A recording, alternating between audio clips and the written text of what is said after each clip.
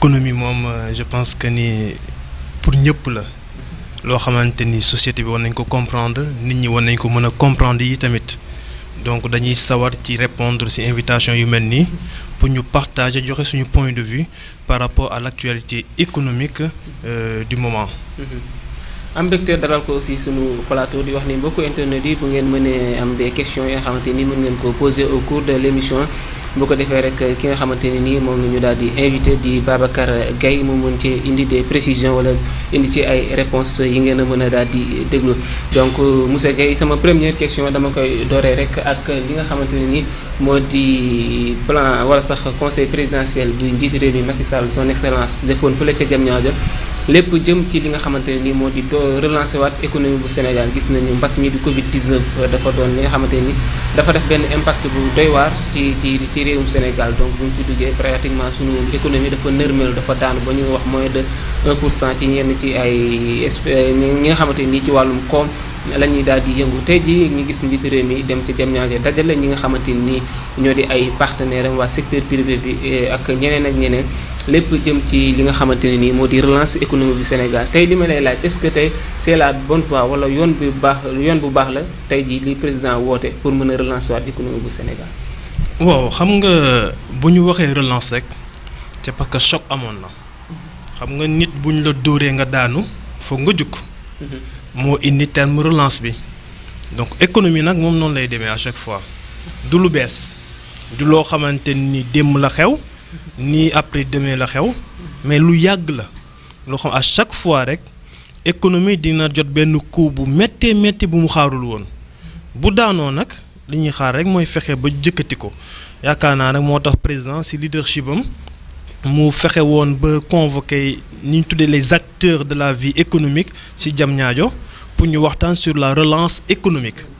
loolu mooy butu waxtaan bi ñoom mais lañ fa wax est-ce que relance lañ ko mën a tuddee waaw wala déet parce que loolu moo gën a am solo est-ce que ñoom relance la ñu def wala beneen plan lañ def parce que dafa am plan de relance ak plan d'ajustement est-ce que ñoom plan d'ajustement la ñu doon def wala plan de relance la ñu doon def mais idée daje bi mooy nekkum relancer te foofu aussi dañ koy saluer bu baax parce que njiitu réew noonu la njiitu réew bu ñu la xasee ba teg ci bopp réew da ngay fexe bay ñoŋal intérêt population bi donc bu ñu demee ba suñu économie am problème soxla nañu benn leadership boo xamante ni dañ ñëw taxaw coacher la relance économique donc daje boobu dañ koy rafetlu bu baax a baax a baax a baax. donc ci yaa ngi koy wax léegi ci li nga xamante ni moo di relance économique bi est-ce que mën nañ ko tuddee relance économique wala mën nañ ko tuddee neneen ci kaw loolu est-ce que en tant que tey jii économiste bi nga doon sa xam-xam màcc ci wàll bi amul leneen loo xamante ni mën nañ koo jooyanti wala ñu jaare ko bu bokkut ak voie bi ba mën a redresser waat économie bu Sénégal est-ce que amul leneen luñ ci mën a jooyanti par rapport ak jàngat bi nga def ci conseil présidentiel bi. waaw léegi pour revenir un peu ci conseil présidentiel bi xam nga sànq dama doon def benn analyse rek ci daje bi. mais ñun suñu porter suñu costume économiste pour wax ci daje boobu dañuy wax ni rek daje boobu c'était pas une relance économique mais c'était un plan d'ajustement xam nga tey jii Covid bi ba mu ñëwee dafa am lu mu créer mooy une baisse de la production bi la moo ko indi mooy confinement bi parce que nit ñi bu ñu demul liggéeyi forcément la production day sooxee production bu sooxee day am benn déphasage bu am entre la demande et l'offre donc su boobaa nag économie bi da koy sentir bu baax a baax a baax a baax donc nag ñu woote daje boo xamante ne ñu relancer l'activité économique lu baax la mais si biir daje bi président li mu ci wax yëpp bu ñu ko xoolee ba ci biir ñu càmbat ko dafa mel ni rek ku doon wax ay plan d'ajustement nag mooy li ma yor ak li ma war a def bëri na lool li ma yor néew na trop nan laa mën a def kon ba li ma yor nu mu néewee nii ma faj samay soxla su boobaa farata yi ngay jubal moom nag loolu lay wone ne nañu jëm ci farata yi donc ajustement lañu doon def mais pas une relance économique parce que bu ñu doon def relance économique dañuy xool niche yi nga xamante ni ñoo gën a tout impacté wu ci foofu la ñu waroon dooree pour mën a suqali zone yooyu ba mën a relancer suñu activité ba mën a espérer en une croissance non pas négative mais une croissance positive ci biir wax yaa ngi koy wax ci plan d'ajustement boobu gis nañ mu dajale le secteur privé ñoom ñëpp wóolee di laaj lu toll ci 14000 milliards defe naa su ma juumul ci loolu la soxla donc am lu toll ci 400 milliards yoo xamante ne nii mu ngi koy xaar ci secteur privé bi donc bu ñu wane ni état bu Sénégal am na xaalis bu mu soxla mais amagu ko donc est-ce que secteur privé bi dana doy dong pour mën a combler li nga xamante ne nii moom la état bu Sénégal soxla parce que surtout apport secteur privé bi par rapport ak li nga xamante ne nii moom lañ bëgg a relancer économie. xam nga levée de fonds musta nekk problème mu état musta am problème mu levée de fonds donc problème yi du levée de fonds mais problème de dépense efficace la ñuy wax l'efficience des dépenses tey jii état bu soxlaa xaalis xam na fan la koy jëlee am na ay partenaires qui sont là yoo xamante ne pare nañ pour jàppale ko secteur privé bi mu yaakaar nag ba tendre ko loxo secteur privé moom dañ kaa impacté donc gis nga suñu secteur privé bi actuellement Covid bi yóbbu na ko carrément à terre. xam nga Sénégal bu ñuy xool la population active toll nañu ci 10 millions 400 000 yi kese ñoo nekk des salariés yi nga xamante ne chaque fin du mois ñu dem tàllal seen loxo kon mu des benn gabu 9 millions 600 de sénégalais yoo xamante ci secteur informel bi la ñu nekk kon gis nga gab boobu non bu ñu nekkee secteur informel bi ñi nga xamante ne ñoom activité au quotidien mooy ñu dundal kon ñun bu ñu taxawee ci sukkandiku ci 400 000 yooyu rek. ñoo ñu jot seen salaire kon baax na kon dañuy fàtte les 9 millions 600 de sénégalais yu nekk dans le secteur informel mi nga xamante ni aujourd'hui moo porté notre économie xam nga Covid bi bu ñu waxee dëgg te yàlla tax yow li nga doon dépenser sa kër pratiquement amul changement yu bëri yu ci am wax ji nag metti na trop nag bu ñu koy xool dund gi metti na trop mais en réalité la ñuy doon dundee avant Covid bi ba tey loolu la ñuy dundee. suñu kër yi li ñu daan togg amul dara lu ci changé xam nga loolu la moo ko waral contrairement à l'Occident ba nga xamante ni ñoom tey ji ils ont beaucoup de problèmes à survivre ñun lu tax amuñu problème boobu dafa am lu ñu tuddee économie domestique suñu économie domestique boobu moo ñu permettre tey ñu mën a faire face à cette pandémie kon état xam nga la war a def économie domestique bi est-ce que mën nga ko gën a. économie domestique bi gis nga mooy maire yi ngay dajeeg ci mbedd yi ñuy jaay caaf. baana bi ngay dajee mooy marchand ambulant bi mu lay jox ay masques yu muy jaaykatu rajo bi jaaykatu glace bi gis nga loolu mooy économie domestique bi loolu moo ñu permettre kenn ku ci nekk sa kër la nga daan togg amul dara lu ci changé parce que suñu kër yi ba tey amul loo xamante ni dem nga ba sant ni sama togg tey bi de corona bee tax neexul amul contrairement na Europe ba nga demee ba nga xamante ni ñoom toll nañ ci plan yoo xamante ni dañuy ajuster seen yu bëri fu mu toll dañu koy ajuster même sur le plan du chômage dañuy dem ba gis ni seen chômeurs yi ñoo ëpp yu corona yóbbu chômage que ñun suñu bos kon am nañu lu xamante am na doole trop mooy suñu économie domestique boobu donc état li mu war a def mooy fexe ba agir ci économie boobu mooy c'est-à-dire ce qu'on appelle économie informelle man d'accord moo ci appellation boobu est-ce que duñ ko tuddee économie parallèle. mais yaa ngi wax économie informelle parallèle donc ñoom organisation moo amul seen biir te gis nañu ci mel ne conseil présidentiel bi ñu koy relancer dafa mel ni ñoom dañ leen a bedd kenn impliqué wu leen ci lii ni mel. bon ñoo ngi woon ci biir parce que gis naa des représentants du secteur informel qui étaient là-bas donc li am solo rek mooy tey ji état fexe ba xool ñoom nu mu leen organiser. ba ñu mën ci tirer profit. am na ay économistes yu may dégg parfois ñu naan économie informelle du ñu fay impôt mais loolu amul. impôt ñëpp a koy fay. ñu ngi koy fay indirectement. waaw soit boo ko fayu direct yaa ngi koy fay indirectement. boo génnee sa bureau bi nga dem nu ñu koy waxatee jël bus ticket bi nga dagg état am na ci dara nga jël sa oto fekkee yow yaa ngi yor sa entreprise bopp. jënd carburant boobu nga jënd état am na ci dara. moo tax gis nga ba njëkkee def confinement état mooy ki ko njëkk a sentir. moo tax mu jékki ba si yàgg nee nañu desserrer un peu pour faire vivre l'activité économique. donc économie dafa nekk loo xamante ni dafa war a vivre activité économique dafa war di continuer tey jii bu ñu xoolee état bi lu mu gën a yaakaar ci 14 milliards 700 yi mu soxla. xam nga def na un clin d'œil au secteur privé mais au secteur privé international aussi. ñoom bu ñu ñëwee à travers les IDE dina baax trop aussi ñu agir ci mais dafa nekk loo xamante ce sont des plans structurels du mën a nekk loo xamante ni day continuer. n'est-ce pas à long terme n'est-ce pas. donc appel boobu mu def au secteur privé que ça soit national que ça soit international am na solo trop mais li gën a am solo mooy nañu ñoŋal suñu économie ñun tey jii lu ñu gën a sonal à travers la relance ma li ma doon gën a yaakaar mooy. nañu fexe ba consolider li ñu am. xamante ñoo ngi naan suñu croissance bi de 0,7 bi ñuy projeté. ñoo ngi ko yaakaar ci agriculture. mu ñëw bañ a rendre la croissance négative. gis nga agriculture boobu ngeen di wax. fu ñu juumee mooy agriculture kese mënu suuxal réew. impossible réew dafa am lu ko yor mooy sa agriculture. ak sa secteur secondaire. mooy li nga xamante ni yaa ngi koy bay soo pré transformation bi mu nekk benn chaîne de valeur. mooy man su ma bayee sama gerte Sonacos moo ngi fi naa ko jox gerte gi mu transformer ko donc buy def transformation bi day créer lu ñu tuddee ay emploi yooyu muy créer population bi dañ koy sentir on va parler d'une croissance endogène mais pas d'une croissance extravertie comme ni ñu ko faral di gisee. beneen bi mooy ñu fexe ba ce qu'on appelle l'agro-business ñu gën kaa développer tey jii bu ñu fexee ba gerte gi bu ñu ko bayee. fexe ba def ay transformation en céréales. xam nga loolu day delluwaat ci ñun. donc chaîne de valeur boobu ñuy créer mooy permettre état du Sénégal mu mën a injecter waat ay ressources nouvelles suñu biir économie mu dem ba éviter suñu xale yi nga xamante ne tey ñoo ngi jël gaal yi dem voyager ji ñu éviter ko parce que immigration clandestine gis nañu tey ji commencé waat na de plus belle. n'est-ce pas et pour éviter loolu nag mooy amuñu ay chaîne de valeur. te pourtant bi Covid bi impacté dañoo gis njiitu réew mi yëkkati lu toll ci 20 milliards pour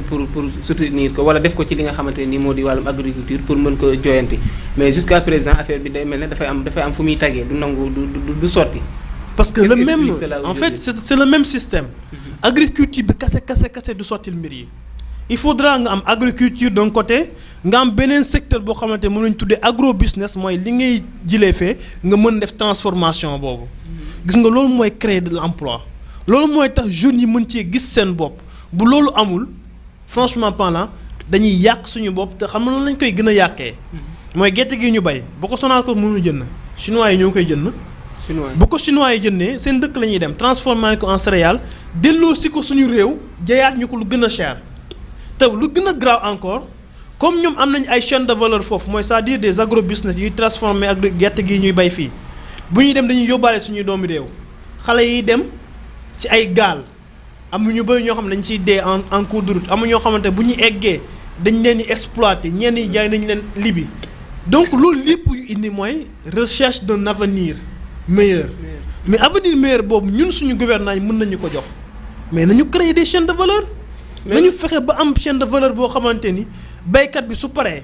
xam na kan la koy jaay kooku def transformation bi ñu mën a delloo ci affaire bi ci mel ni ci ni ñu koy waxee ci réew mi moo ngi mel ni micro bii ma yor nii su fekkoon ni fil bi Sénégal lañ ko defaree tube bi ñu defaree ko Sénégal matières yi nekk ci biir ñu defaree ko Sénégal kon lépp loo xamante ñoo ngi koy def dañu def ñu tuddee création de richesse ci biir réew mi mais tey jii su fekkee ni lépp jógewul ci réew mi donc on peut pas parler de création de richesse. d'accord yaa ngi koy wax monsieur Guèye par rapport ak li nga xamante ne nii moo di jëm ci wàllum économie Sénégal damay defaat beneen digression rek wàcc tuuti par rapport ak li ma waxoon ci secteur privé bi gis nañ ne ñoom aussi woo na leen ci mais en dehors du secteur privé est-ce que tey jii fan la état mën a tirer waateem ay ressources pour mën a relancer waat li nga xamante ne nii moo di économie bu Sénégal. bon état bu weesoo secteur privé am na comme ni mu la ko waxee sànq ay moyens yu bëri pour lever des fonds parce que booy xool depuis 2000 ba tey ñoo ngi lever ay fonds. Ablaye Wade yàlla mayoon na ko ci nag avec naar yi levé woon na ay fonds yu am solo Macky Sall bu mu ñëwee aussi muy levé ay fonds avec le club de Paris et cetera. sans pour autant aussi ñu leb. lépp ñu jéggaani ko suñu réew. est-ce que loolu mënul lekk aussi. mën na nekk. mën na nekk de mais xam nga ñun dañoo bokk ci benn xaw ma lu ñu ko tuddee xaw ma cercle boo xamante ni pour ñu gën ci day jafe trop. mooy lu ñu tuddee les institutions de Bretton Woods mooy FMI ak Banque mondiale ñoo ñu tënk goo xamante ni pour ñu mën a génn ci wàllu jéggaani day jafe loolu foog ñu am koo xamante ni pas le mot patriote dans le cadre de Sonko mais patriote en tant que sénégalais mooy c'est-à-dire ñu gëm suñu bopp gëm ni le patriotisme économique du théorie mais dëgg lay doon te loolu pour mu am foog ñu def ko à la base mooy suñuy doom yi ñu jàngal leen ni sol ay dàll ngaay moo gën junni yoon sol ay dàll yu jóge Italie sol ay buubu traditionnel moo gën a rafet junni yoon dem di sol ay costume loolu ci bas âge bi lañ ko war a defee mooy ñu am patriotisme économique boobu gëm sa réew ba lépp luñ fi bay nga mën kaa consommer mais pour loolu am aussi il faudra que agriculture bi ñu gën kaa dooleel président injecté na des milliards sur l'agriculture mais bu ko injecté ba pare te en d'autre partie mettre des moyens yoo xamante nañu mën a évacuer la production amul solo xam nga agriculture moo ngi représenter 9% point de croissance 9% point de croissance boo ko doon jàmmar si wàllu croissance en tant que tel day tolloog environ 0,1% sur la croissance loolu c'est insignifiant donc boobu ba tey ñoo ngi jàpp ni agriculture bi nañu permettre ba ñu bañ a am une croissance négative et autres man damay wax ni ressources yi fu ñu koy jëlee du problème état moom am na beaucoup de niches mais problème mooy la dépense efficace yi mooy c'est-à-dire il faudra ñu am une efficience des dépenses mooy lépp lu ñu jël rek nañ ko dugal foo xam ne mën a jur dara et jur googu muy jur moo ñu nan a permettre ñu mën a am une croissance endogène boobu day dem ba feeñ sur le taux de chômage day dem ba feeñ ci jeunes yi nga xamante ñoo ngi jéggaani feneen ñu toog seen réew ngir liggéey et ça c'est important. mbokku internet yi di fàttali ni ba tey ñu ngi ak ki nga xamante ni moo di Boubacar Gaye di ab économiste dañuy des par rapport ak li nga xamante ne ni moo di croissance par rapport ak taux de croissance bi aussi. parce que gis nañu yéen économistes yi le plus souvent bu ngeen di wax da ngeen di wax taux de croissance 6% 5% mais dañuy gis ne sànq yaa ngi koy wax Covid 19 bi mu dikkee impacté wul ci li nga xamante ni moo di panier ménager bi donc taux de croissance bi mu demee ba 6,7% et quelque gis nañ ni ñi nga xamante ni ñoo di panier ménager bi day mel ne moom du ko sentir ñi naan taux de croissance bi wax chiffre. mais ki nga xamante ni moo di sénégalais lambda bi wala mu nekk ci benn taaba moom day mel ne du sentir taux de croissance boobu dafay mel ni sax ñeneen ñi lay profiter ñi ci mel ne ñi nga xamante ni ñoom ñooy indi fii seen entreprise nekk ci extérieur implanté fii ci entreprise loolu tey jii nan nga ko mën a expliquer tey sénégalais yi ñuy seetaan. xam nga le taux de croissance benn indicateur la boo xamante ni day mesurer richesse d'un pays ci benn at. mooy li nga xamante ni daal créé nañ ko ci wàllu koom-koom ci wàllu am-am ci benn réew ci benn at noonu lañ ko mën a définir la ci olof mais dafa nekk indice boo xamante ni efficaceul. xam nga le taux de croissance mën na nekk 2 chiffres na nekk sax 4 chiffres suñu bëggee mais loolu amul solo xam nga lan moo am solo mooy croissance bii ñuy wax est-ce que sénégalais bi moom mu ngi koy sentir. man tey jii croissance bii ñuy wax yëpp Sénégal est-ce que sama mbokk yi nga xam ne ñoo ngi fongale mi yëg nañu loolu sentir nañ ko est-ce que accès universel am na su boobaa le taux de croissance di am solo parce que taux de croissance c'est un aspect quantitatif du développement mooy si wàllu quantité la dañ koy quantifier si wàllu développement mais am na lu gën a am solo ci développement mooy l'aspect vital moom lañ tuddee l'élément qualitatif mooy accès universel bi est-ce que ndox am na suñu jigéen ñi nga xamante ni bu ñuy wasin dañuy ñàkk seen dund ci joxe dund loolu taux bi est-ce que baissé na wala baissewul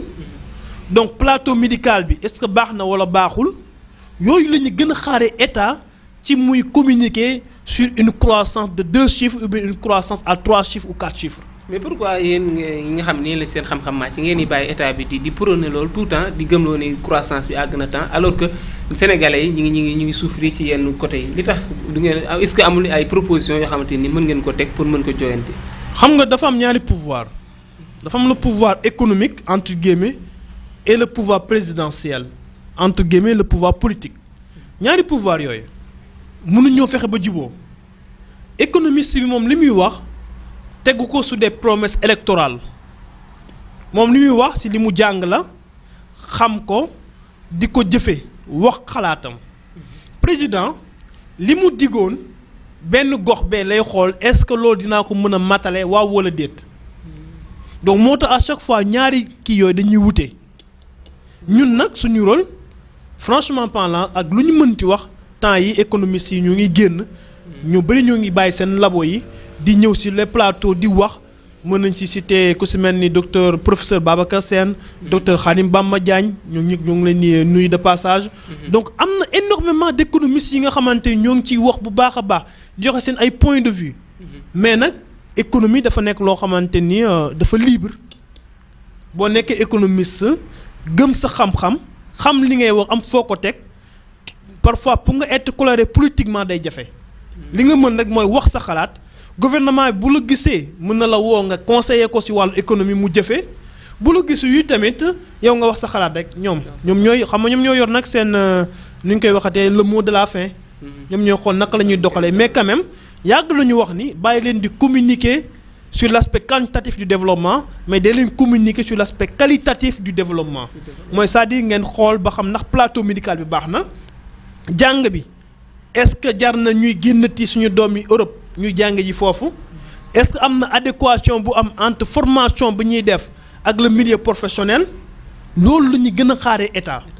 que di communiquer sur des taux yoo xamante ni on peut les manipuler à travers des chiffres. ci taux yooyu sax ci laay desandi parce que gis nañ njiitu réew mi Macky Sall ci conseil présidentiel bi mu organisé woon fële ca Diamniadio mu ni li nga xamante ne ni taux de croissance à 2 chiffres dañu ko am d'ici 2021 waxul 2 ans 3 ans mais d'ici 1 an peut-être la wax.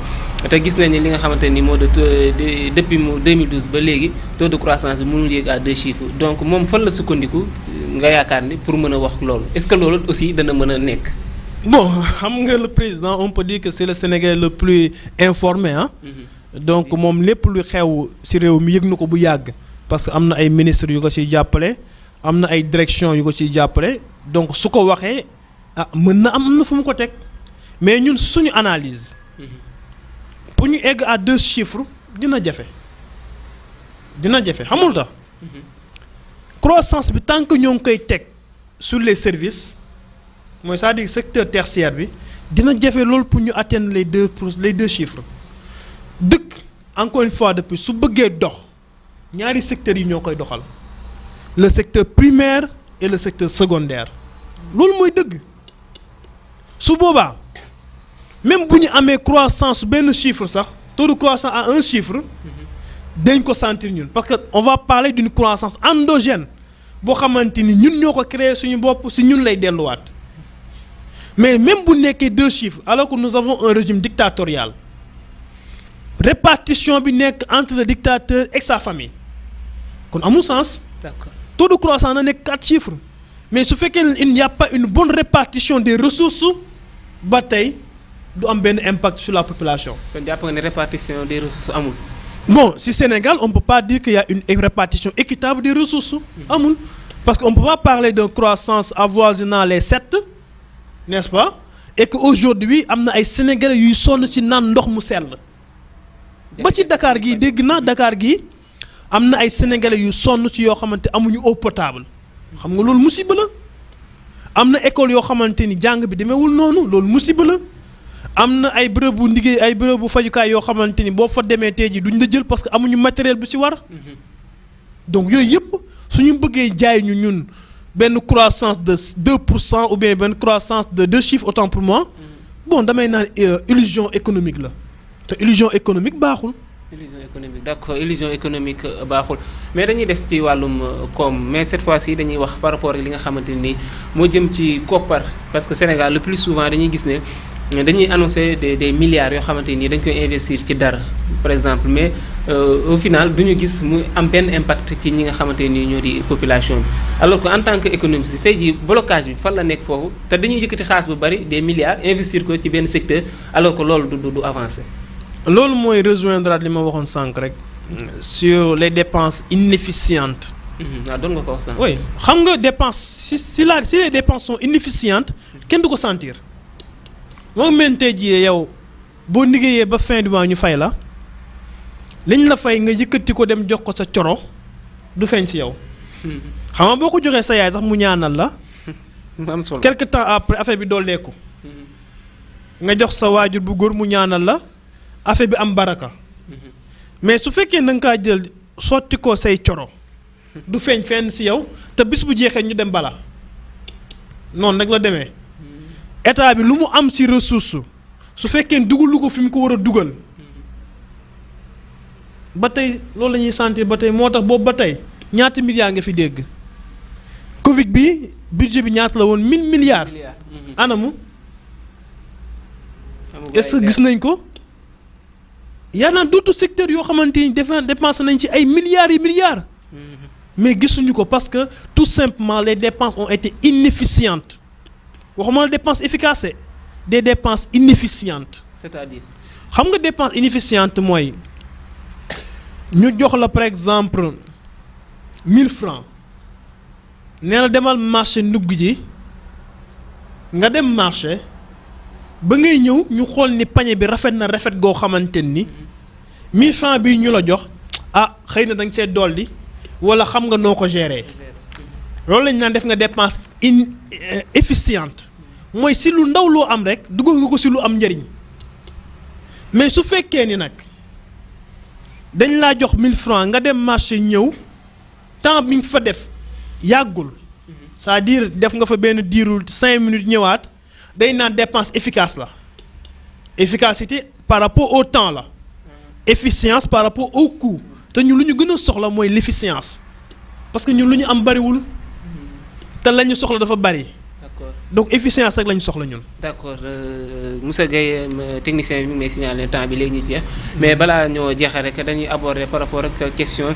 lay jëm ci li nga xamante ni ba tey moo nekk ci plan de relance bi mais cette fois-ci ak li nga xamante ni moo di événement religieux yi am Sénégal récemment génn nañ ci li nga xamante ni moo di màggal de Touba ak retombées économiques yi mën nga ci dikkaat mais ñi ngi wàcc li nga xamante ne nii moo di gàmmu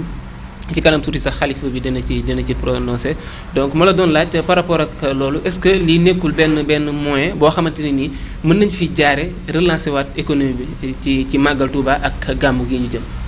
waaw lu mën a nekk la xam nga man daanaka def na ay at yoo xamante ni maa ngi théoriser l'économie religieuse c'est-à-dire que modèle boo xamante ni suñu économie dañ koy teg suñu gëm-gëm yi parce que pour man li ma gëm mooy suñu bëggee am développement il faudrait que suñu économie bi ñu teg ko suñu ay croyances religieuses xam nga màggal Touba malgré Covid bi maa ngi fi de mais gis nga la fa ñëw ren ci nit bari na la moo ko waral ba ñu demee ba màggal bi jege ci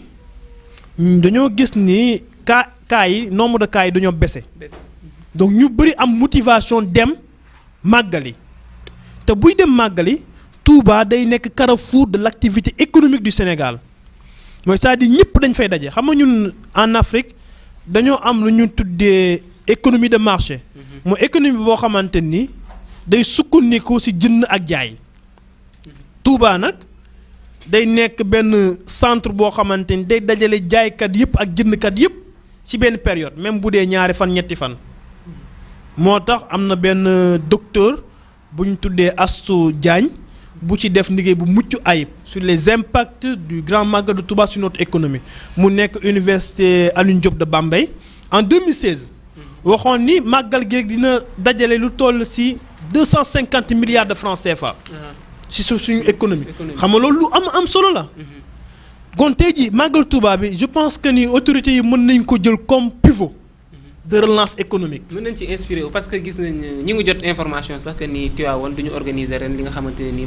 moo di gàmmu donc defe naa ni loolu la xalifa bi mujjee décidé donc mais mën nañ ñoom yaa ngi koy wax léegi mën nañu inspiré ci li nga xamante ne nii peut-être moo di le tourisme religieux par gis nga boo xoolee 250 milliards yaa ngi koy wax mu bàyyi ko Touba ci màggal mais gis nañu aussi récemment li nga xamante ne nii moo di appel bi xalifa bi woote woon pour construire li nga xamante ne nii moo di mosquée bu Tivaouane est-ce que ñoom ñi nga xamante ni ñoo di les décideurs wala ñu nekk ci état bi inspiré wu ci modèle boobu mën a bañ a bàyyi leb bi mais inspiré wu ci modèle boobu pour mën a relancer waat économie bu Sénégal. mais loolu moom laa yàgg a wax man wax naa la ko sànq def na ay at yoo xamante maa ngi défendre idée boobu di leen wax ni suñu gëm-gëm yi ñun buñ ko utiliser léegi ñu développé wu xam nga tey jii xalifa Touba bi. ñu ngi koy nuyu di ko ziyaar sëñ Muntaxa yal na ko fi yàlla bàyyi maa ngi koy wax sama benn xarit démb di ko naan sëñ Muntaxa leadership bu mu montré ci màggal gi lu yéeme la daf maa dépassé en fait parce que c'est un homme boo xamante ni au-delà de l'aspect religieux c'est un leader gis nga tey ji état du Sénégal bu ko waxoon sang bi dañoo bëggoon nga dem retranché wu Fongolémi pour 1 an bu toogee foofu ne damay woote ziar mais avant ziar bii di ñëw bëgg naa tali fekk ma fi ma nekk aussi amul hôpital bëgg naa hôpital fekk ma fi ci 1 an yi ndox amu fi bëgg naa ndox fekk ma fi courant amu fi bëgg naa courant fekk ma fi avant 1 an yi di mat zone boobu am ñu dem xalifa Tiwaawan bi sëñ Mansour Mansour ñoo ngi koy nuyu moom tamit di ko ziar ñu wax ko tamit mu dem ci benn village bu sore toog foofu ne taalibe yi dama bëggoon ngeen fexe ba ndox courant ak tali fekk ma fi ma nekk avant 1 an yi di mat ñu ñëw laayeen yi sant leen ko dem ci Boukounta Ndiassane wax leen ko ñoom tamit gëm naa ni loolu bu ñu ko defewoon avant président di jeexal mandatam dañu gis des avancées sur le plan économique yu xam dina dem ba yéem ko parce que ñun dañoo nekk population boo xam dañoo gëm. dañuy engagé wu dañoo gëm parce que si 24 heures Tivaouane dajale nañu plus de 3-4 milliards. ci 24 heures loolu lu yéeme la ci wàllu économie te loolu la moo ko indi mooy lu ñu tuddee foi muy gëm-gëm kon je pense que ni. loolu ma yàgg théoriser jot na nag état bi jëm ci bàyyi xel impliquer nos chefs religieux dans un modèle économique boo xamante ni dañu permettre ñu mën a am non seulement une économie endogène mais ça nous permettra aussi chômage bi yooyu yëpp dañ koy mujj réduire ba Sénégal bokk parmi les puissances africaines voire même première puissance africaine. D'accord merci Boubacar Gaye donc waxtaan bi amoon na solo mais temps bi rek moo ñu daal di xocc donc comme ni ma koy waxee rek xam naa dinañu amaat yeneen possibilité waxtaan ci lu jëm ci wàllum entrepreneuriat parce que moom it xam-xamam yëngu na ci lu nu mel donc du ñu def lu dul bàyyi la nga tàggoog mbokku internet seen kàddu. waaw xam naa ni di leen di kontaan trop ci invitation bi di leen sant aussi di leen encourager yi tamit parce que dafa baax ñuy waxtaanee économie dafa baax aussi question yi nga xamante ni population war nañ ci mën a xam dara ñu ciy waxtaan yu yaatoo donc di lancer appel rek ci suñu dirigeants yi ñu gën a bàyyi xel ñaar yooyu ma wax mooy agriculture bi ñu wutal ko chaîne de valeur. mooy permettre suñu xale yi toog fii ci réew mi et ça c'est important parce que ñoo ngi dem ci géej gi ñoo ngi dee et ça fait mal ça fait vraiment mal beneen bi tam moo ñu gën a bàyyi xel li ñu tuddee une croissance endogène et pour une croissance endogène mën a am nag day ñëw sur la question de la monnaie xam nga on parle de la souveraineté monétaire boobu nag il faudra ñun ñu am suñu xaalis ci bopp ñu bañ a dépendre ci euro. parce que tey jii yu bëri ñu ko yóbbee parce que on n'a pas une souveraineté monétaire xam naa ni si yeneen jotaay nañ ci dajawaat pour mën a waxtaan si xaalis bu bees bi ñu tuddee ECO ak franc CFA ndax ñoom ñaar benn la ñu war duñu benn est-ce que changements yu am ce sont des changements de politique monétaire ou bien des changements classiques nañ ci gën a waxtaan incha allah xam naa di leen sant di leen gërëm rek ba fan yi incha allah. d'accord Babacar Gaye comme ni nga ko waxee rek danañu amaat la possibilité chance waxtaane fii ci seen kaddu point sn li nga xamante ni moo jëm ci wàllum économie ak monnaie yi nga xamante ni wax na ko fii léegi di éco bi nga xamante ni ba léegi accès gul mais également wax lu jëm ci li nga xamante ni nii moo di entrepreneuriat amoon mbégte moom it dalal ko tey ji di leen jox dig daje rek di jaajëfal également ñi nga xamante ni ñoo nekk ci régie bi ku ci mel ne Ousmane Mar ak ki nga xamante ne nii moo di soxna Khayri Guèye di leen jaajëfal bu baax a baax di leen jox mbokku internet yi ba beneen émission entretien avec ak beneen personnalité. Groupe SBC solution bonne communication www.senkaddu.sn senkaddu.sn site d'information générale la di leen indil nag ay rubrique yu bokkul société religion environnement people reportage de proximité interview pêche wàllum napp la transport politique culture musique sport ak yeneen nag dama ne seen site bi senkaddu.sn la muy gën a waxtaane bokk na ca nag wàllum kaw ga wàllum mbay mi le sàmm gi ak yeneen dama ne la seen kaddu de waaw mi ngi fàttali ngir xeex jàngoroy coronavirus gi ak dakkal tasaaroo bi nga xam ne kon moom la jàngoro ji nekkee ci biir réew mi waaw nee na dee leen moytu di joxe loxo di nuyoo raxas leen seen loxo yooyee saa su ne ndox ak saabu waaw wut leen mouchoir AGT yi la ngir boo leen di sëqat wala ngeen di tisseeli wut leen ay masque gaaw fatt seeni bakkan ak seeni gémmiñ moytu leen ndaje yu bari dama ne moytu leen joxe loxo yi tey site d'information générale ba www.senkaddu.sn dama ne site baa nga nii dee ku ci bëgg am nag lu gën a leer wooteel gaaw ci 33 820 86 34 wala 77 080 485 35 12 wala 76 451 03 60 dama ne site d'information générale bu mag baa ngi nii la dee seen kaddu point sn la